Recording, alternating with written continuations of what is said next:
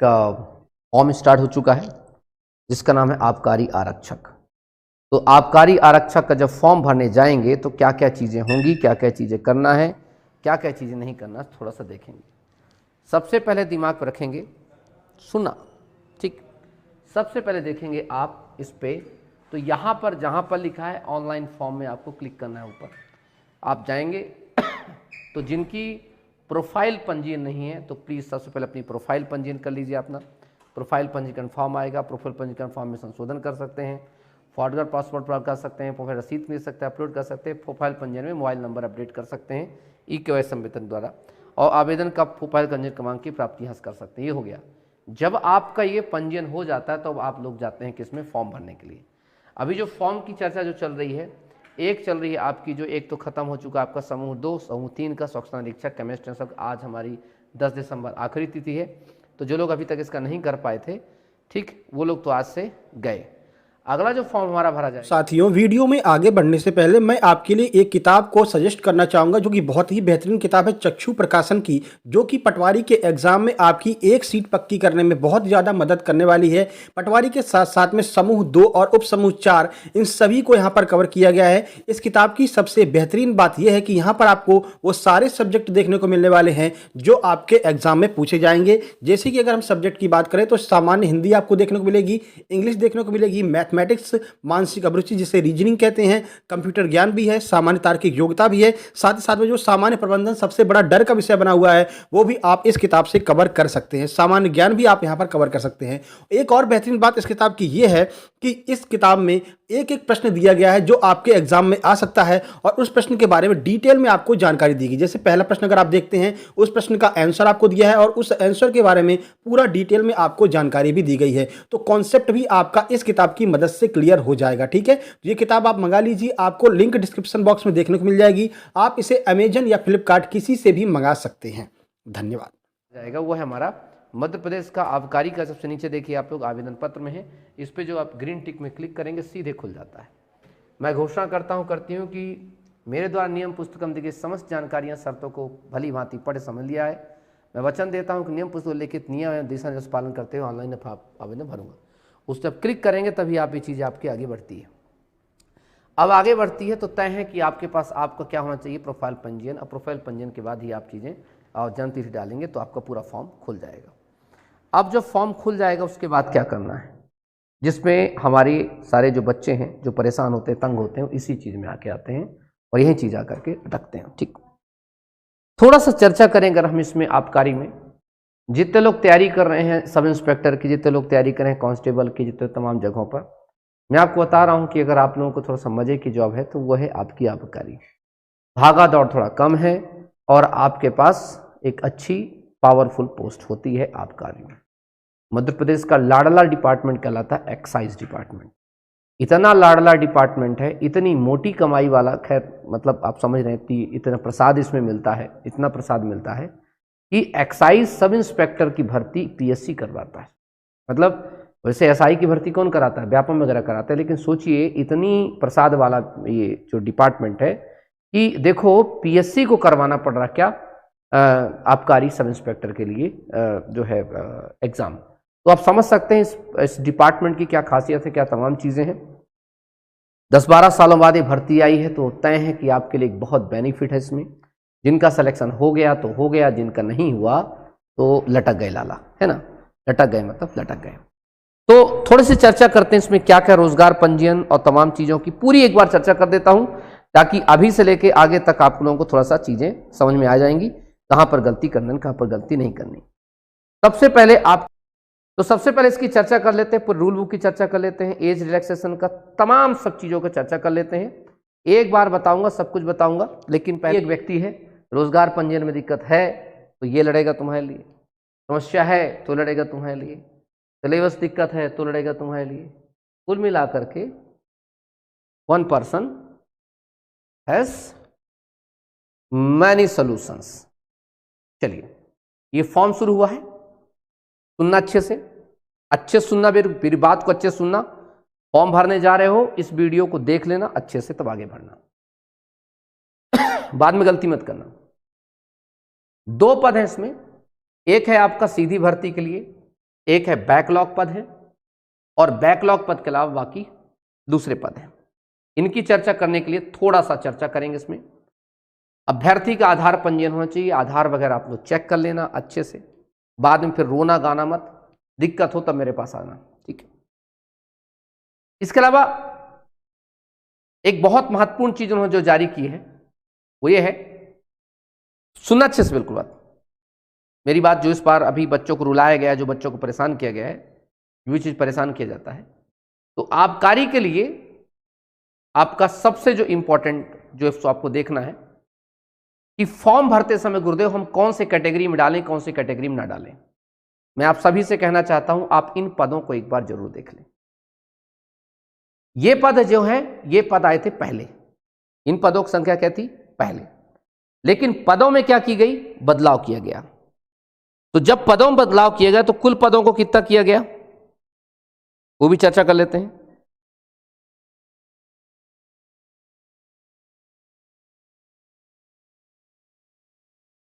पदों को कुल किया गया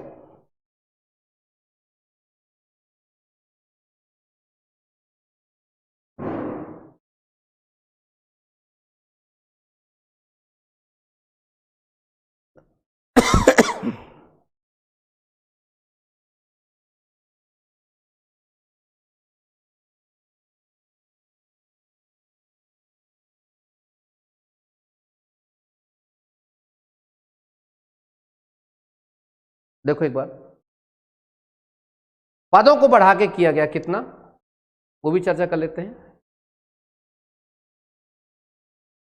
ये है बढ़े हुए पद हमारे, सबको दिख रहा क्या, देखिएगा एक बार अच्छे से, इस पे दिखेगा पूरा क्लियर दिख रहा है, एक बार मैसेज कर दीजिए हाँ जी गुरु दिख रहा है। चलिए ठीक सर, हमें भर्ती प्रसाद चाहिए, जिसको जिसको प्रसाद चाहिए भर्ती जरूर देखना। इस पदों पे चर्चा अगर करें देखेंगे हम तो इस पे कुछ पदों को बढ़ाया गया। सीधी भर्ती के तहत 313 पद हैं और जो 149 पदों की बात की जाती है तो SC, ST और OBC। तो SC, ST, OBC मतलब बैकलॉग पदों में सिर्फ और सिर्फ यही लोग फॉर्म भर पाएंगे, SC, ST, OBC। मैं फिर से बता दूं, गलती मत करना, यहां पर समझने का प्रयास करेंगे आप लोग फिर से। जितने भी छात्र OBC के हैं, जितने भी छात्र SC के हैं, उन लोगों को बता दूं कि जो SC के छात्र हैं, जो OBC के छात्र हैं, ये तमाम छात्र उनको बता दूं कि आपको यहां पर रिजर्वेशन तो है ही आपका, मतलब आपकी SC की सीट आपकी अगर चर्चा करें तो यहां है, कितनी सीट है, SC की 51 है, ST की 64 है और OBC के यहां पर 87 सीट है, ठीक। और यहां पर चर्चा करें अगर हम तो SC की इधर भी कितनी है 58, तो कुल मिलाकर कितना हो गया, SC की जो टोटल सीट कितनी हो गई बेटा 51 जमा 58, फिर से अच्छे समझना बेटा, तो SC की टोटल सीट कितनी है 51 जमा 58। चलिए चर्चा करते हैं ST की चर्चा करते हैं, तो ST की टोटल सीट जो है बेटा वो है 64 जमा 77, ये टोटल ST की सीट है। और अब आती बात हमारे किसकी, OBC की बात करते हैं। तो OBC के टोटल जो सीट है 87 जमा 14, ये टोटल सीट है OBC की। अब ये दिमाग पर रखेंगे आप लोग। जनरल की चर्चा करें तो जनरल की सीटें, कुल सीटें हैं OUR की वह सिर्फ 79 सीट है आपकी, और EWS की जो टोटल सीट है 32 सीट है आपकी। अब समझेंगे, अब आएगा मजा इस चीज को जानने में कि किस प्रकार से चीजें करना है। देखो दोस्त, आज इसकी बहुत अच्छे से डिटेलिंग समझ लेना कि किस कैटेगरी से आपको फॉर्म भरना है, किस कैटेगरी से फॉर्म नहीं भरना है। महिलाओं की सीट में भी चर्चा करें तो महिलाओं की भी सीट पूरी बटी हुई है और एक्समैन की भी सीट बटी हुई है। और अच्छी फायदा इसमें यह है इस चीज़ का कि जो महिलाओं का जो रिजर्वेशन होता है वो हॉरिजॉन्टल होता है, हॉरिजॉन्टल एंड कंपार्टमेंट वाइज, मतलब रिजर्वेशन के अंदर उनको रिजर्वेशन दिया जाता है। तो ये जो फॉर्म भरने से पहले सभी महिला, सभी पुरुष, सभी लोग एक बार अच्छे से अवलोकन कर लें कि किसकी कितनी सीट है। तो OBC वाला बैकलॉग में भी भर सकता है, बिल्कुल, मतलब उसकी काउंट दोनों में होगी। ST वाला बैकलॉग में भर सकता है। तो SC, ST, OBC ये तीनों जो हैं ये दोनों के लिए फॉर्म के लिए एलिजिबल है, लेकिन EWS और जनरल के लिए बात है ये। अब जनरल और ईडब्ल्यूएस के बच्चे सोच रहे होंगे कि सर हमारे साथ इतना गलत क्यों किया गया, भेदभाव क्यों किया गया। तो आपको बता दूं, आपके साथ कोई भेदभाव इसमें नहीं किया गया है। एक्चुअली में बैकलॉग पद वो पद कहलाते हैं, पहले समझ लो, बैकलॉग पद वो पद कहलाते हैं, बैकलॉग पद वो पद कहलाते हैं जिनकी पद तो निकले थे लेकिन किसी कारणवश वो पद नहीं भर पाए। तो चूंकि जनरल वाले पहले से हमेशा हर पद भरते गए, लेकिन ये जो ओबीसी एससी एसटी के जो पद नहीं भरे गए थे वो अब भरे जा रहे हैं, इसलिए इन्हें कहते हैं बैकलॉग पद। ठीक है, थोड़ा सा चर्चा करेंगे, समझेंगे, जानेंगे, तब चीजें देखने में मजा आता है। क्लियर हो गया? ये चीज आपके दिमाग में क्लियर होनी चाहिए। गुरुदेव ने जो बताया है इस चीज को हमें बिल्कुल गांठ बांध लेनी है। आते हैं तो पदों की संख्या टोटल होगी आपकी यहां से। अब शासन के दिए अनुसार 33% जो हॉरिजॉन्टल एंड कंपार्टमेंट वाइज निर्धारित किया गया महिलाओं को, और 10% जो है आपका भूतपूर्व सैनिकों को दिया गया है। लेकिन ध्यान रखना इसमें, योग्य उम्मीदवार उपलब्ध न होने पर इनके आरक्षित पद कैरी फॉरवर्ड नहीं हो। तो ध्यान रखना इसमें कि 33% महिलाएं और 10% भूतपूर्व सैनिकों मेरिट के आधार पर उपलब्ध होंगे तो पृथक से हॉरिजॉन्टल आरक्षण नहीं दिया जाएगा। इसका मतलब यह है यहां पर एक्समैन को और महिलाओं को पूरा रिजर्वेशन मिलेगा। सुन लो अच्छे से, इस भर्ती में पुलिस जैसा नहीं होगा सिस्टम, इस भर्ती में महिलाओं को और एक्समैन को पूरा का पूरा रिजर्वेशन मिलेगा। तो महिलाएं बिल्कुल ना घबराएं, इसमें फिर से जनरल कैटेगरी की महिलाओं को बहुत ज्यादा बेनिफिट होने वाला है। होने वाला कैसे है? क्योंकि सबसे पहले रिजर्वेशन बनाया जाएगा, वर्टिकल रिजर्वेशन की सीट बनाई जाएगी, उसके बाद उसमें हॉरिजॉन्टल जोड़ा जाएगा। इसमें ऐसा नहीं है कि आपको अगली बार देंगे, ऐसा कुछ भी नहीं है। सिंपल कह रहा है दोनों ही आरक्षण, महिलाओं और भूतपूर्व सैनिकों के आरक्षण हॉरिजॉन्टल आरक्षण है। योग्य उम्मीदवार उपलब्ध न होने पर इनके लिए आरक्षित पद कैरी फॉरवर्ड नहीं होंगे। ऐसी स्थिति में उसी श्रेणी के अंदर उपलब्ध उम्मीदवारों में से भरे जाएंगे। जो चयन सूची में पहले से ही 33% महिलाएं, 10% अगर भूतपूर्व सैनिक हो जाएंगे तब इन्हें अलग से आरक्षण नहीं दिया जाएगा। अगर हो जाएंगे तो, नहीं होंगे तो फिर अलग से इनकी कट ऑफ जारी की जाएगी। वैसे संभवता है कि अलग से कट ऑफ लोग जारी करेंगे, क्योंकि होता ही है। एक और चीज याद रखना,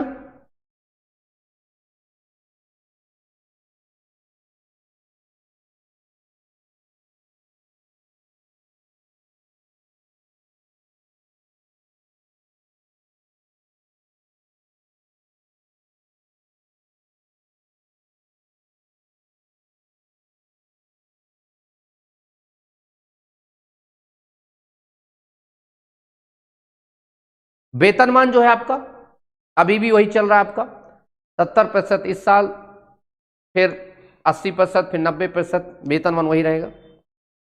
निर्धारित आयु की चर्चा करते हैं, अब ये चर्चा करेंगे। जो इसमें निर्धारित आयु की बात की गई है, तो निर्धारित आयु जो है इसमें, जिसमें संशोधन हुआ था, तो तमाम चीजें वर्दीधारी पदों के लिए 18 से 33 साल के बीच में बात की गई है। सीधे जो जनरल कैटेगरी के छात्र हैं, बाकी सभी के लिए 38 साल का है। ये जो आयु सीमा में छूट जो दी गई है 18 सितंबर 2022 को, वर्दीधारी पदों पर लागू नहीं है।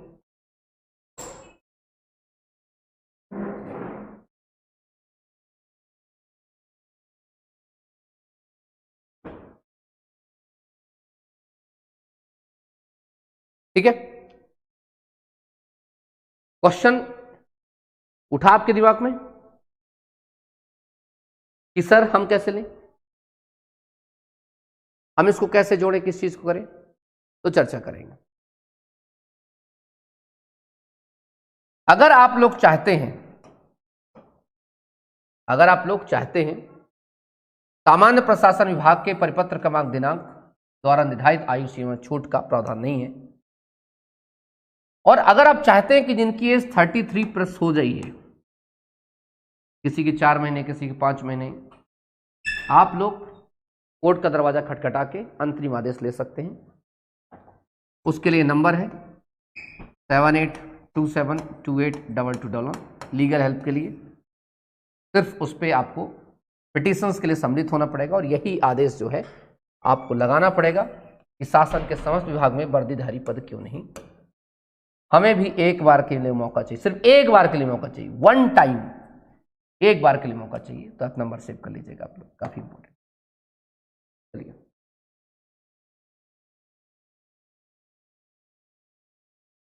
आगे बढ़े, क्लियर हो गया? ये हमारा एक पूरा का पूरा स्पष्ट हो गया। कोई और क्वेश्चन आपके पास?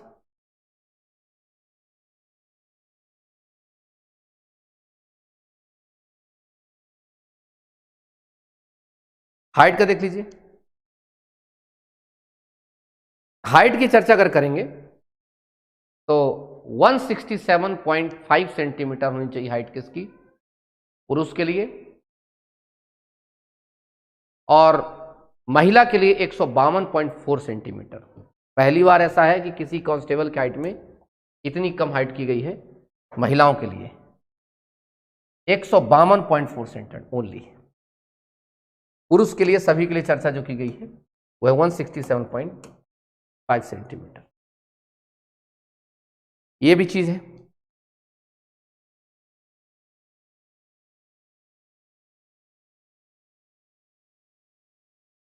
इसके बाद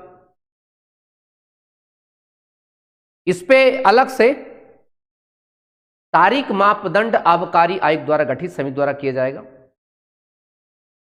मापदंड मतलब शारीरिक मापदंड की चर्चा की गई है, फिजिकल के लिए बात नहीं है इसमें।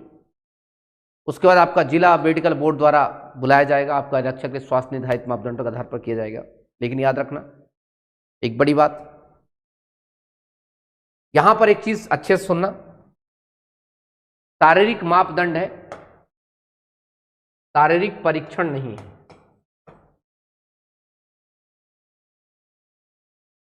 मापदंड मतलब देखा जाएगा कि आपके सीने की हाइट है नहीं है, आपकी हाइट है कि नहीं है, ये तमाम चीजें की जाएगी। ठीक है।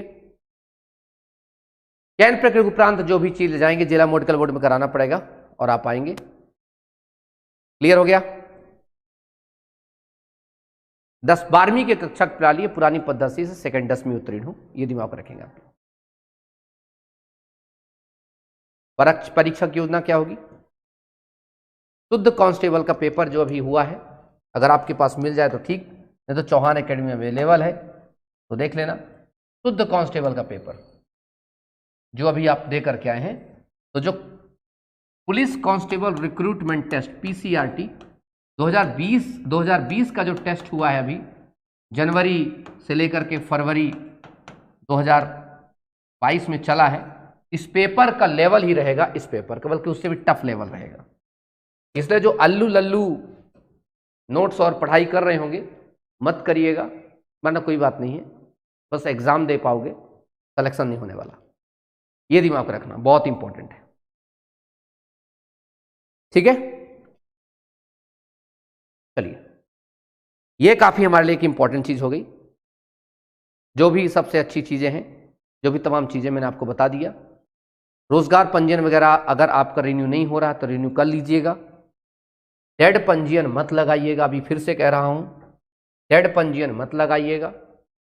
कुछ खास चीजें फिर से समझा दूं जो आपके एग्जाम के लिए इंपॉर्टेंट है। एक तो 12वीं की मार्कशीट सर्टिफिकेट अच्छे से देख लीजिए। दूसरा, आधार कार्ड में देख लीजिए कि नाम और सब कुछ ठीक ठाक है ना। और तीसरा सबसे इंपॉर्टेंट, रोजगार पंजीयन, ये दिमाग में रखेंगे। जीवित रोजगार पंजीयन लगाएं, ठीक है, जीवित रोजगार पंजीयन लगाएं अभी फॉर्म भरते समय। और कभी कोई तकलीफ हो, जब भगा दें आपको, तो फिर मेरा नंबर याद रखना 782728